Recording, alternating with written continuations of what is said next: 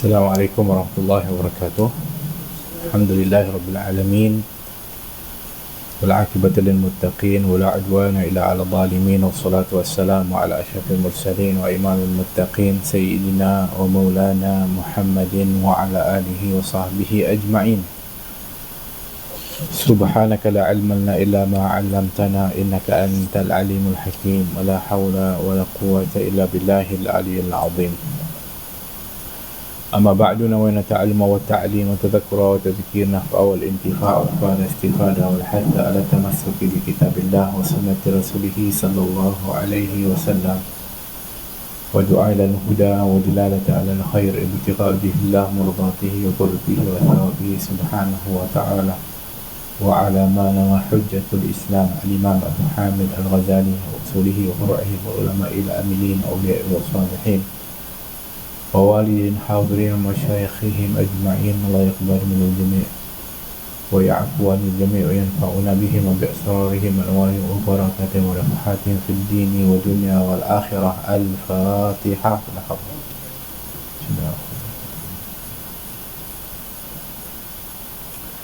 إياك نعبد وإياك نستعين اهدنا الصراط المستقيم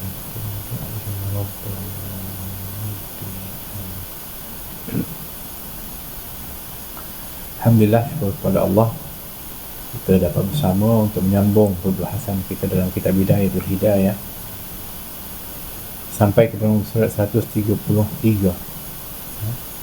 Setelah kita selesai membahaskan tentang maksiat yang kita perlu jaga daripada anggota zahir kita. Yang terakhir adalah tangan dan kaki, ya. Yang perlulah juga kita ambil perhatian khususnya, dan ini mungkin kebetulan kita akan sebentar lagi masuk ke dalam Ramadan Al-Mubarak, dan kita mudah-mudahan dengan bimbingan dan panduan daripada apa yang dibahaskan khususnya yang berkaitan dengan anggota-anggota zahir ini, kita dapat untuk jaga khususnya dalam Ramadan, kerana kita ingin untuk upgrade kita punya nilai Ramadan kita itu dengan bukan hanya menjaga daripada makan minum, menahan diri dari makan minum, tapi juga ingin untuk nak menjaga dan menahan diri daripada anggota-anggota kita daripada perkara yang maksiat. InsyaAllah, mudah-mudahan Allah berikan taufik hidayah kepada kita dan kekuatan, insyaAllah.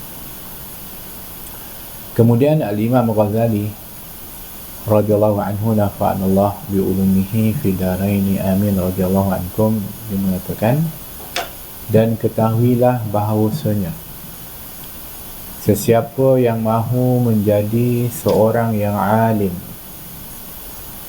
tetapi ia tidak berusaha mencari ilmu dan hanya berkata Allah itu Tuhan yang maha mulia lagi maha mengasihani, dia berkuasa mencampakkan ilmu ke dalam hati para anbiya dan awliya tanpa susah payah mengulang kaji dan mencatat. Kan orang tu nak jadi alim tapi tak datang kelas, tapi tak pergi cari guru untuk belajar, tapi tak ada kesungguhan untuk nak mendapatkan ilmu. Dia pakai hujah, kalau Allah nak beri ilmu, Allah boleh berikan begitu saja. Tengok para rasul, dia kata begitu, pandai pula dia. Allah berikan mereka ilmu yang begitu luas dengan kurnia Allah. Allah bagi begitu. Ada seperti Khidir, pandai pula Khidir dapat ilmu laduni yang Allah kurniakan kepada dia. Begitu juga para awliya.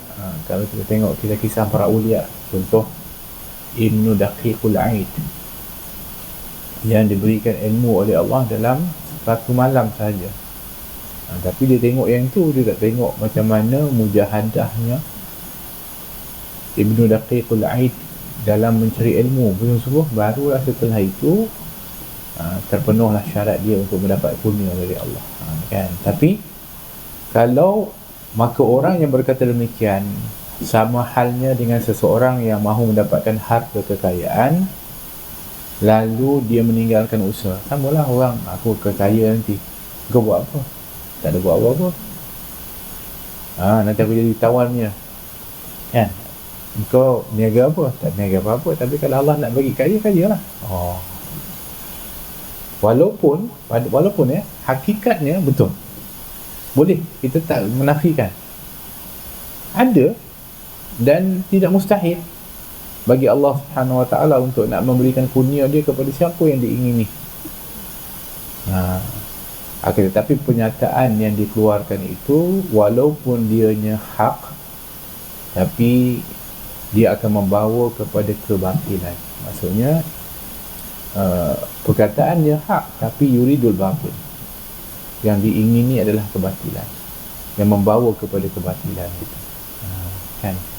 Sebab kita tak nafikanlah, memanglah kalau Allah nak bagi kaya, siapa yang boleh untuk nak halang? Kan? Kalau Allah nak berikan rezeki kepada seseorang atau sesuatu, mana ada orang yang boleh untuk halang? Begitu juga kalau Allah nak sekat, tak ada orang yang boleh menyampaikan. Tapi ialah kita disuruh untuk berusaha dan berikhtiar, kan? Jadi seumpama tadilah orang yang kalau nak kaya, dia duduk saja menganggur, kan?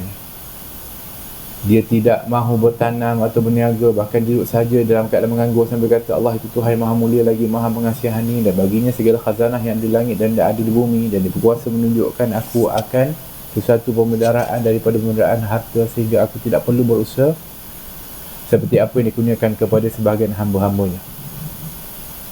Macam Mak Jenin lah, kan? Duduk kat atas tu rasa lalah, kan jatuh, kan? Angan-angan Mak Jenin orang kata, kan? Tak ada usaha, tak ada ikhtiar.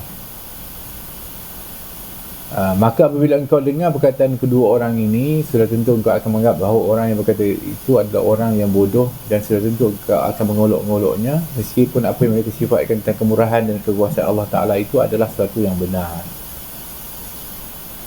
Maka begitulah halnya orang yang arif dalam agama, mereka akan mentertawakan engkau seandainya mereka melihat engkau memohon ampun dosa daripada Allah Ta'ala tanpa sebarang usaha untuk mencapainya, iaitu tanpa bertaubat. Jadi orang kata aku akan bertaubat, aku akan mohon ampun, tapi dia tak pun bertaubat, dia tak tinggalkan pun maksiat tu, dia tak pun rasa menyesal, dia pun tidaklah merasa bersalah buat maksiat. Itu dia mendakwa je, dia cakap je, klaim yang palsu je, kan? Tak ada pun effort dan kesungguhan dia untuk bertaubat. Sama juga tadi, nak dapat ilmu, tak ada effort pun nak pergi cari ilmu. Nak dapatkan rezeki, tak ada pun usaha untuk mendapatkan rezeki. Walaupun memanglah boleh je kalau Allah nak bagi, tapi pada yang kita panggil tapi kebiasaannya, yang kita kata memang kita dituntut untuk berusaha.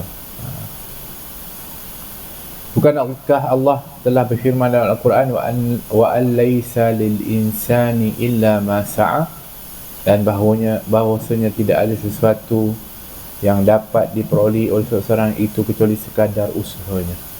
Maknanya Allah telah menggesa kepada kita untuk berusaha untuk mencapai sesuatu. Maksudnya Allah seolah-olah memberi satu syarat, kau nak dapatkan, kau kena usaha.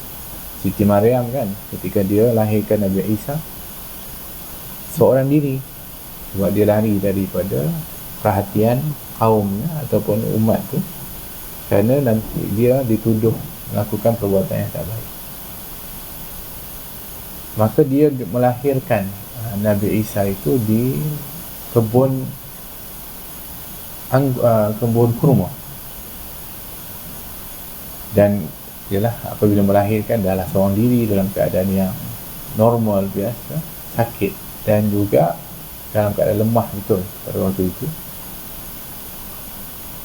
Kalau kita tahu bahawa Siti Maryam ni, waktu Nabi Zakaria masuk kat mihrab dia, tempat dia tu, wajada indaha rizqa. Nabi Zakaria ni rasul kan, bukan calon orang. Dia jaga Siti Maryam ni. Dia tak nak ada orang yang boleh untuk nak kita panggil mempengaruhi Siti Maryam dan nak jaga sungguh. Jadi memang tak akan ada orang boleh akses kecuali melalui Nabi Zakaria. Tapi ketika dia pergi kat bilik tempatnya anak saudara dia Siti Maryam, dia tengok dia bawa makanan, nak bawa makan sebab dia yang akan supply semua. Sebab dia nak jaga halal dia punya tu bagus tu. Wajada indaha rizqa dalam Quran kata. Maka dapati ada rezeki dah ada makanan dah. Kan. Jadi Nabi Zakaria nampak dah istimewaan tu, tapi dia saja tanya, anna laki hadha, daripada mana kau dapat rezeki ni? Kata Siti Maryam, waktu Siti Maryam masih muda lagi kan. Dia kata ini rezeki daripada Allah. Maknanya Allah bagi tu kepada Siti Maryam direct, terus bagi rezeki, dia berikan rezeki. Tapi waktu dia melahirkan Nabi Isa, Allah tak bagi semacam tu. Allah kata apa? Goyangkan kurma itu. Kalau Allah nak bagi terus boleh tak? Boleh, sebelum tu Allah dah buktikan Allah boleh bagi pun. Tapi Allah nak ajarkan kamu kena berusaha. Walaupun kamu dah tak tenaga pun, di mana tak tenaga pun. Dan kita tahu pokok kurma ni kalau macam pokok sawit, kita kalau goyang pun bukan goyang pun, kita tahu. Kan, memang dia punya kuat dia tu. Tapi Siti Maryam betul-betul taat dan buat. Tak bergerak pun pokok tu. Dia sentuh macam tu je, tapi jatuh pun. Subhanallah. Sebab yang penting ada usaha. Itu. Jadi wa allaysa lil insani illa ma sa'a, dan bahawa tidak ada satu yang dapat diperoleh oleh seseorang itu kecuali sekadar usaha. Jadi kalau orang yang berusaha lebih, janganlah kita dengki dengan dia, sebab dia memang lebih usaha dia, kan? Bermakna kalau kita nak lebih, kita kena usaha lebih. Ini masalah orang hasad. Dia dah lah malas, lepas tu dia tengok orang maju, dia hebat, dia dengki. Itu sepatutnya tu kan jadikan motivasi, jadikan semangat untuk dia nak berusaha lagi. Kerana Allah janji begitu. Allah janji kalau kamu usaha lebih, maka dia akan dapat lebih.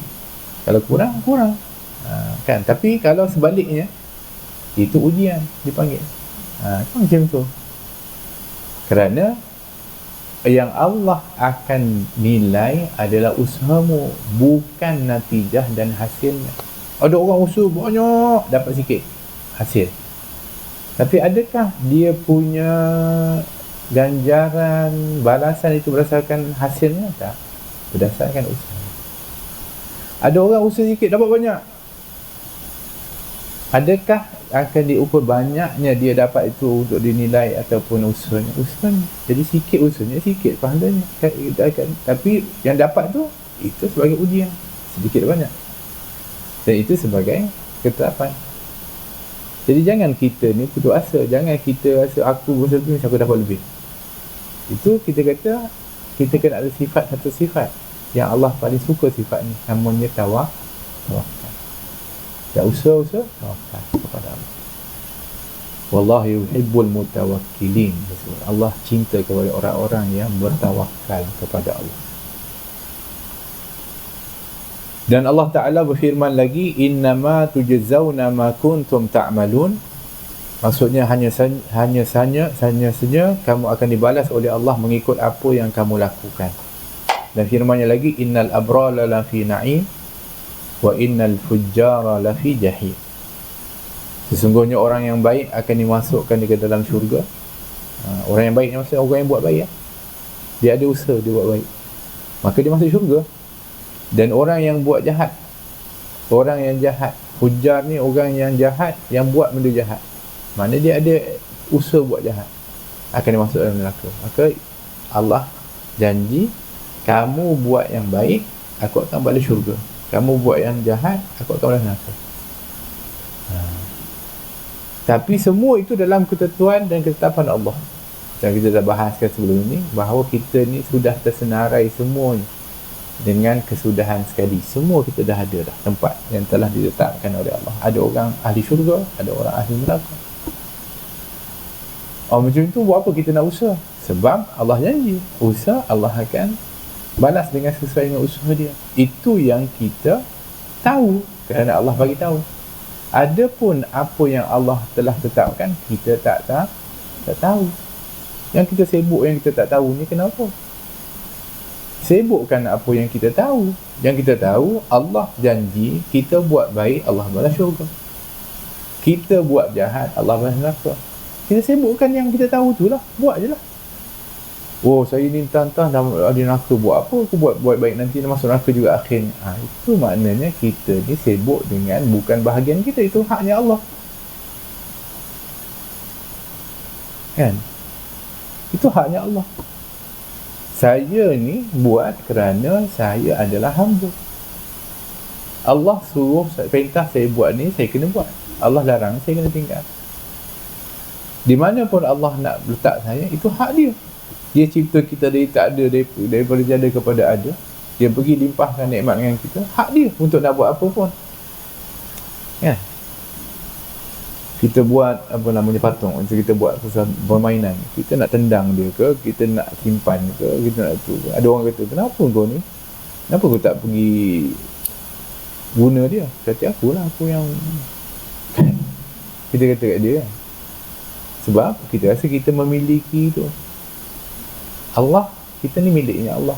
Allah berhak untuk nak buat apa saja kepada kita. Cuma Allah janji, inni haramtu zulma ala nafsi.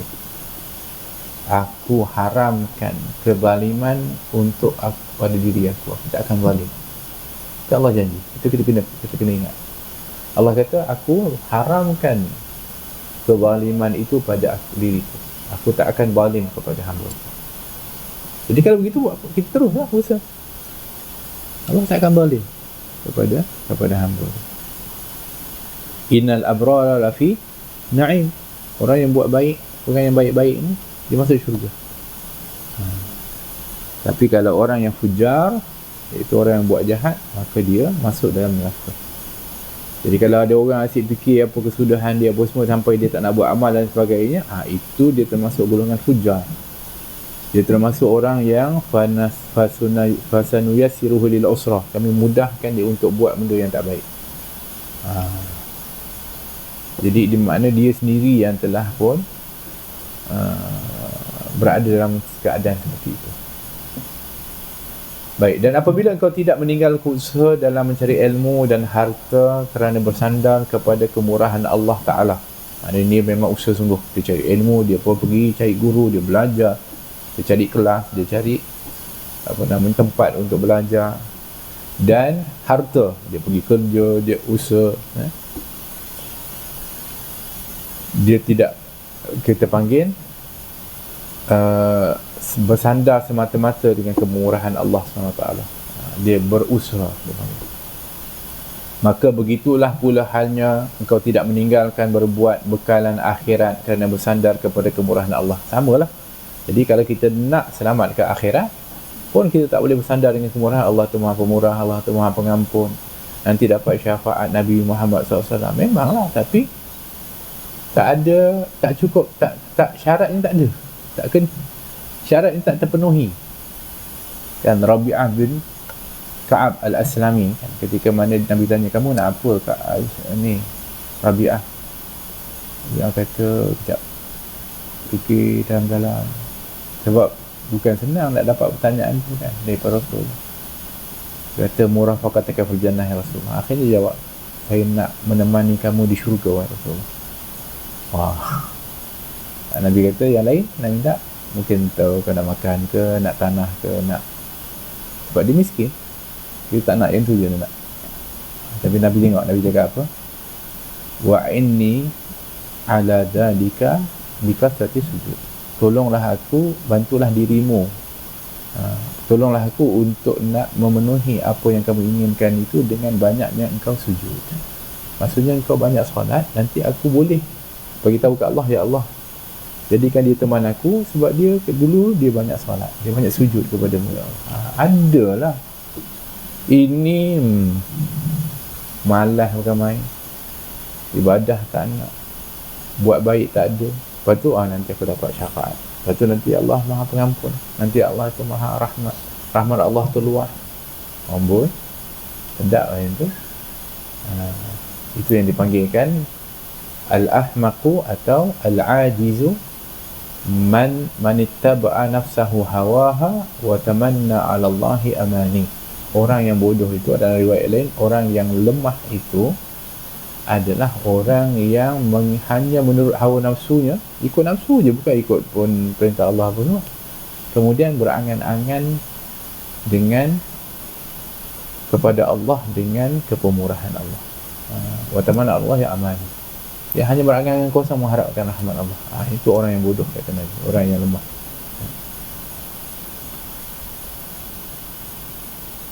Maka janganlah engkau malas berbuat ibadah kerana Tuhan dunia dan Tuhan akhirat itu satu saja. Jangan kita buat dekat dunia ni bukan main lagi kita buat. Sedangkan yang mentadbir alam ini adalah Allah. Sebab tu dalam kita ni suruh baca Fatihah. Fatihah tu untuk kita ingat bahawa kita ni bukan main sungguh-sungguh kat dunia ni, dan kita selalu doa kepada Allah, ya Allah berikan limpahan rezeki, beri aku, betul. Tapi yang akhirat, kata kita alhamdulillahi rabbil alamin ar-rahmanir rahim maliki yaumiddin, tu kena ingat juga. Jangan ingat hanya dunia saja. Maliki yaumiddin, Allah Subhanahu Taala yang memiliki, yang menguasai kepada hari akhirat nanti. Dan Tuhan itu Maha Pemurah dan Maha Mengasihani, baik di dunia ataupun di akhirat. Kat dunia Allah berikan rahmat dia, kat akhirat pun ada rahmat dia. Cuma bezanya adalah di dunia ini rahmannya Allah, sifat rahman itu meratai kepada semua. Tapi sifat rahim itu hanya untuk orang yang beriman saja di akhirat. Kemurahannya tidak bertambah dengan ketaatanmu, dan kemurahannya tidak ketaatanmu, dan kemurahannya bahawa ia memudahkan bagimu jalan yang dapat menyampaikan engkau ke negeri yang kekal abadi. Ini kalau kita taat pun maknanya tidak bertambah kepemurahan Allah itu. Maksudnya Allah itu adalah maha sempurna dan maha luar biasa kemurahan. Bukan dengan sebab kamu taat, dengan sebab kamu baik, Allah tu pemurah. Tak, Allah tu maha pemurah dah. Memang. Sama juga Allah itu maha tinggi, maha besar, maha hebat. Bukan dengan sebab ketaatan kamu, bukan dengan sebab ibadah kamu. Allah tak perlukan ibadah kita pun untuk dia nak hebat, untuk dia nak maha besar. Tak. Sebenarnya kita ibadah ni untuk kita, kembalinya pulangannya kepada kita. Allah tidak akan pernah rendah dan jatuh sedikit pun daripada kedudukan, janakan dan kemuliaannya. Tak, misalnya. Sebab itu dikatakan kalaulah jin dan manusia itu daripada awal ciptaan sampai akhir, semua tu semuanya dalam ketakwaan kepada Allah, tidak akan menambahkan ketinggian dan keagungannya Allah. Dan Allah dah maha tinggi, dah maha agung dah. Sama juga kalau semuanya maksiat kepada Allah, semua ingkar, tak akan merendahkan keagungan dan ketinggiannya Allah SWT. Dan kemurahannya bahawa ia memudahkan bagimu jalan yang dapat menyampaikan engkau ke negeri yang kekal abadi, yang penuh dengan segala kenikmatan dan kebahagiaan, dengan syarat engkau mampu bersabar menahan syahwatmu untuk beberapa hari yang sangat sedikit sekali. Jadi maha pemurahnya Allah ni, dia akan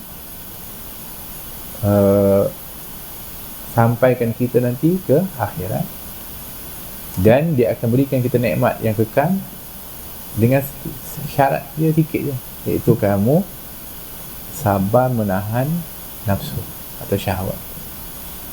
Berapa lama? Sekejap sangat.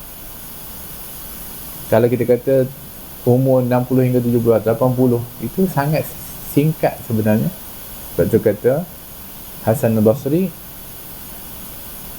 wahai manusia, insan, innaka ayyamun idza dhahaba yaumun dhahaba ba'dak. Wahai manusia, kamu itu hanyalah beberapa hari. Apabila berlalu satu hari, berlalulah sebahagian daripada kamu. Kita kehilangan. Yang tu yang kita sambut birthday tu. Oh, birthday. Sebenarnya kita ni apabila birthday tu, maknanya kita dah semakin berkurangan lah kita punya hari tu. Bukannya kita nak happy, lepas tu alamak dah kurang dah, umur kurang. Semakin bertambah umur, semakin kurang umur kita. Bukannya bertambah umur, orang kata oh dia alhamdulillah tambah umur.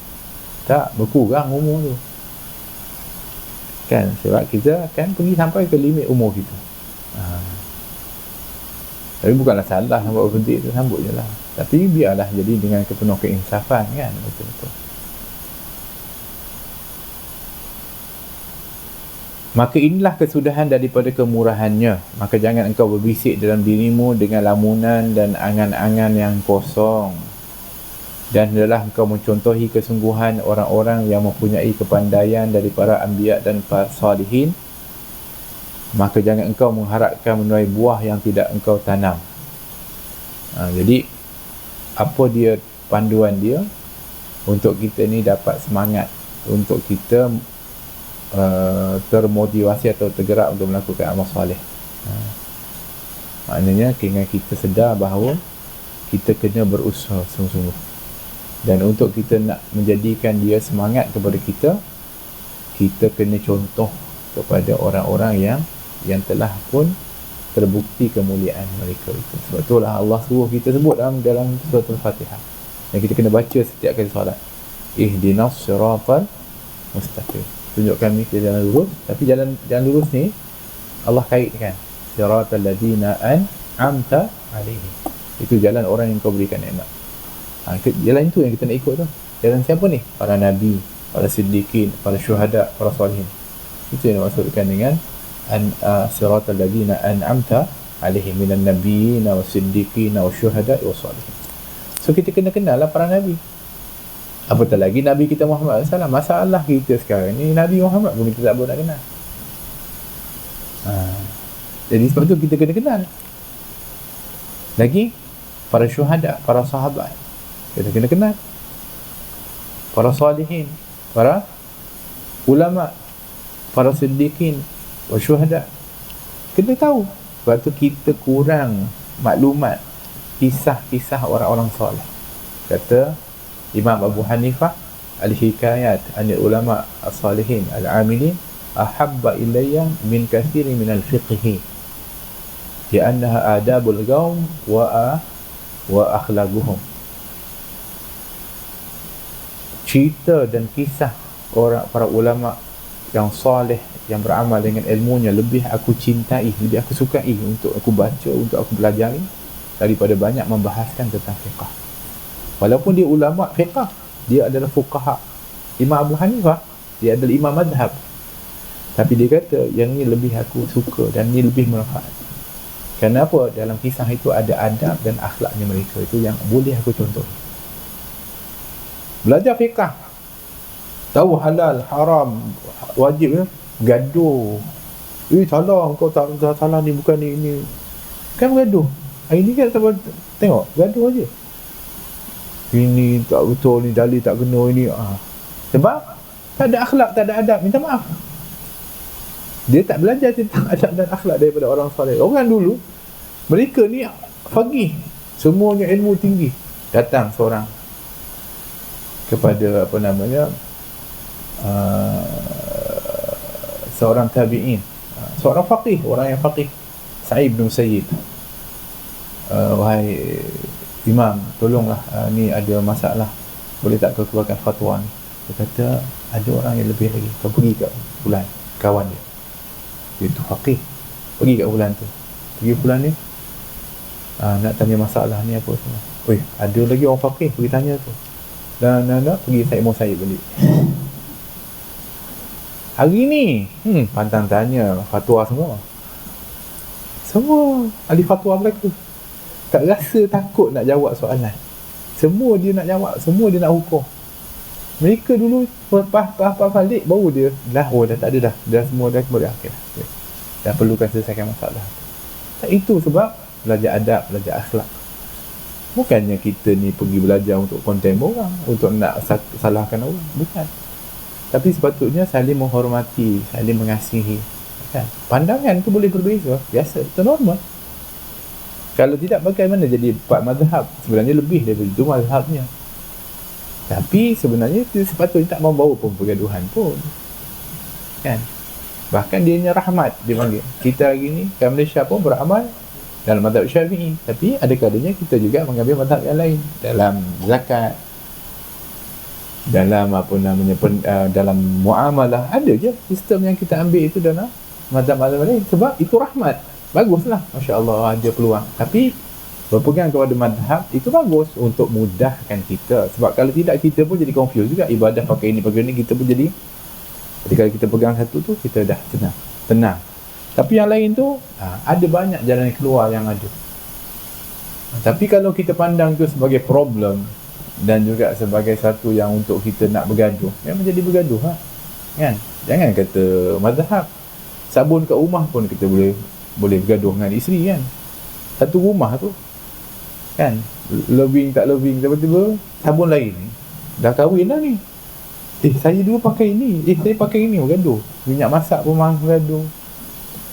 Mak saya pakai ini, mak saya pakai itu. Apa hal? Sama masak lah, kan?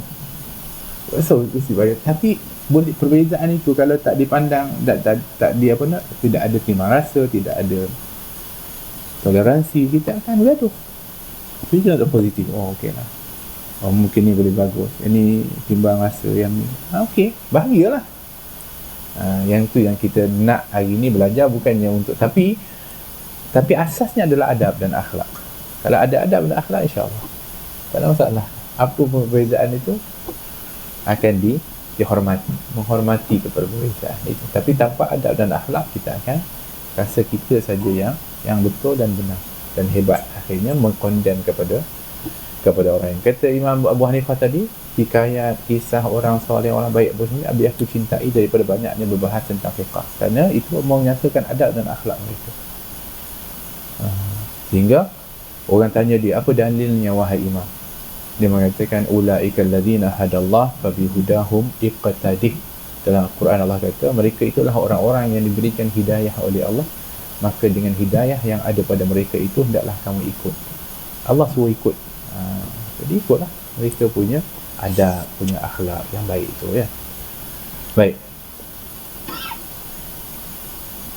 Mudah-mudahan Allah memberi cucur rahmat dan keampunan kepada orang-orang yang rajin berpuasa, sembahyang, berjihad dan bertakwa. Amin, insya-Allah. Kita ni nak masuk bulan Ramadan, insya-Allah. Mudah-mudahan Allah SWT beri sihat wal afiat, panjang umur, insya-Allah, untuk kita sampai. Ada orang tak sempat untuk sampai. Saya semalam menghadiri semalam kakak saya kehilangan suami dari insiden. Tak sempat sampai Ramadan. Masya-Allah. Masih muda lagi, kan? Tapi maksudnya gitu, kalau dah sampai waktu, dan tinggal anak-anak, kan ramai anaknya, masya-Allah. Tapi ala kulihan, idza jaa ajaluhum la yasta'khiruna sa'atan wa la yastaqdimun. Kalau sudah sampai ajal, maka tidak akan lambat walaupun saat itu cepat saat itu. Dia bukan sidang pun jatuh sendiri, mungkin dah sampai ajal ni jatuh meninggal, kan? Jadi semalam adalah pergi uruskan kubur, mandikan, kafankan, kuburkan. Alhamdulillah semuanya selamat. Ni tapi maksudnya kita tengok Allah, berapa hari lagi kita nak Ramadan, tak sempat dah dia. Kita tak tahulah, kan? Mudah-mudahan kita sempat, insya-Allah. Mudah-mudahan insya-Allah ketika kita masuk Ramadan ni, Allah ampunkan kita, insya-Allah. Allah terima amal kita dan kita nak buat yang paling baik sekali, sebab kesempatan ini mungkin tak sempat lagi dah untuk yang akan datang. Mudah-mudahan insya-Allah, ya. Ringkas kata, peliharalah anggotamu yang zahir daripada maksiat-maksiat yang telah disebutkan sebelum ini. Jadi maknanya peliharalah anggota kita.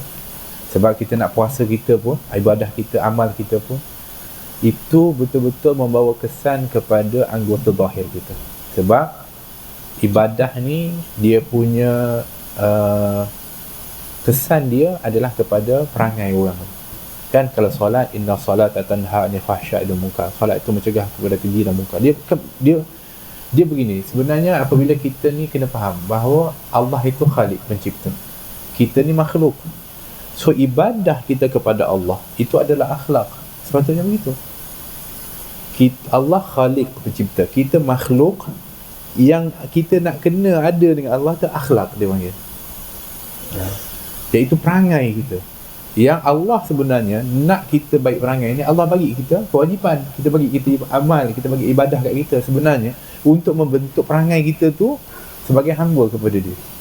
Tiba-tiba tak jadi macam tu, kita tak buat macam tu, so something wrong lah. Sebab tu kita puasa sepatutnya membentuk perangai yang baik kat kita. Sebab tu Nabi kata, man lam yada' qawla zur wal amalu bihi falaysa lillahi hajatun an yada'a ta'amahu wa syarabah. Kalau orang tak tinggalkan perkataan yang keji, yang kotor, dan dia buat juga perbuatan tu, maka Allah tak ada hajat pun, tak berhajat pun, tak nak pun dia menahan lapar dan dahaga, tak makan, tak minum. Buat apa? Sia-sia je Allah kata, aku tak nak pun.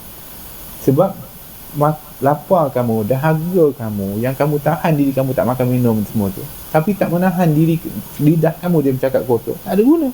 Itu maksudnya nak beritahu. Bayangkan, dia tak makan, dia tak minum, tapi dia bercakap yang tak baik. Dia cakap je. Allah kata, aku tak nak dia punya puasa, aku tak nak dia punya puasa dia. Tapi orang yang makan di siang Ramadan lupa, dia lupa makan. Apa kata Nabi? Hendaklah dia teruskan puasa, sesungguhnya dia diberi makan oleh Allah. Ajib, dia makan, ni dia tak makan, dia tahan tu, tapi dia cakap kotor. Allah kata, aku tak nak puasa dia. Yang ni dia makan, tapi dia jaga lidah dia apa semua. Allah kata, tak apa, aku terima puasa dia, dan itu rezeki dia aku bagi. Ajib, kan jauh tu beza dia. Menunjukkan bahawa Allah nak kita jaga anggota ni. Kalau kamu lupa makan apa, aku tak kisah yang tu, tapi kamu jaga perangai kamu tu, aku terima. Dan ketahuilah bahawa perbuatan anggota yang zahir ini hanyalah timbul dari arahan yang datang dari dalam hatimu, kerana hati inilah yang sumber kepada perbuatan kita ni. Kan kata Nabi, kalau baik hati tu, baiklah jasad. Kalau tak baik, tak baiklah jasad. Dan apabila engkau bermaksud memelihara segala anggotamu yang zahir, maka mulakanlah pembaikan itu dengan membersihkan hatimu. Dan inilah yang dinamakan dengan taqwa batin. Dan hati yang ada dalam dadamu itulah yang dinamakan dengan mudghah, seketul daging, yang apabila ia baik, maka akan baiklah seluruh anggotamu, dan apabila ia rosak, maka rosaklah seluruh anggotamu. Dan kebersihan hati itu hanyalah dicapai melalui al-muraqabah. Apa dia itu muraqabah? Iaitu menghadirkan hati bersama Allah dan merasakan pandangannya pada setiap masa. Rasa diri sentiasa diawasi oleh Allah, sentiasa dianya bersama dengan Allah. Muraqabah ini bukan hanya dia rasa Allah lihat dia dan dia pun tak buat benda yang tak baik, dia buat benda yang Allah wajibkan. Itu bab satu. Tapi orang muraqabah ini juga, dia akan, kalau dia dah ada sifat muraqabah, dia akan buat sesuatu yang terbaik untuk Allah. Dan dia punya attention adalah perhatiannya Allah. Contoh lah, sebelum tutup ya, seorang raja yang berjalan, yang sangat, dia mempunyai ramai pembantu, penasihat, semua ada menteri. Tapi dia ada sayang, ada satu orang pembantu dia, sayang sungguh raja ni, sampai orang semua jealous. Apa di kelebihan dia ni sampai raja ni sayang sangat, sehingga mereka ni dengki dengan dia. Jadi raja ni satu hari bawa keluar semua jalan bermusafir. So masing-masing semua dalam naik ke kuda lah dengan raja ni. Sama lagi, semua ada. Dengan pembantu yang dia sayang pun ada juga. Tiba-tiba lalu satu bukit yang tinggi, di atas tu ada ais. Maknanya mungkin sejuk lah kan. Raja dia sambil jalan tengok. Pembantu dia yang tu lompat terjun daripada dia punya kuda, panjat bukit tu, sehingga orang-orang yang lain ni terperanjat, dan mereka sambil saling berkata lah, dia ni apa ni, Raja Sultan tak cakap apa, dia pandai turun dari tu, ingkar arahan apa semua lah. So dia pergi panjat, rupanya dia pergi ambil ais kat atas tu, dan dia bawa sampai ke bawah, dia bagi kat raja. So raja tu tanya, kenapa kau pergi turun kuda kau, lepas tu kau pergi ambil ni dan bagi kepada aku? Raja saja nak bagi orang dengar. Dia kata, sebab saya melihat tuanku sentiasa pandang kepada dia, dan saya yakin bahawa tuanku suka nak ais tu. Jadi tuanku kata, tengok macam mana aku tak sayang dia. Perhatian kamu punya perhatian adalah untuk nak tunggu arahan aku, tapi dia, perhatian dia adalah tengok apa yang aku suka. Sebelum aku tu dia dah dulu. Macam itulah hamba kepada Allah. Tak tunggu Allah nak kena perintah wajib dulu, tak tu. Apa saja yang boleh untuk nak berikan Allah rida dan juga bagi amal, dia buat. Ada peluang saja buat untuk please Allah Subhanahu Wa Taala. Yang itu yang disebutkan sifat muraqabah. Mudah-mudahan Allah berikan sifat yang mulia itu kepada kita, dan mudah-mudahan Allah berikan umur yang panjang dan juga diberikan keberkatan oleh Allah, sihat wal afiah, dan mudah-mudahan kita dapat untuk melaksanakan Ramadan, puasa kita dengan sebaik-baiknya, qiyam, dan juga mendapatkan Lailatul Qadar insya-Allah, mendapat maghfirah, rahmat dan itqu minan nar yang dijanjikan oleh Allah Subhanahu Wa Taala. Ya rabbal alamin. Rabbana atina fid dunya hasanah wa fil akhirati hasanah wa qina adzabannar. Wa sallallahu ala sayyidina Muhammad wa ala alihi wasallam. Alhamdulillahirabbil alamin wal afu minkum. Assalamualaikum warahmatullahi wabarakatuh.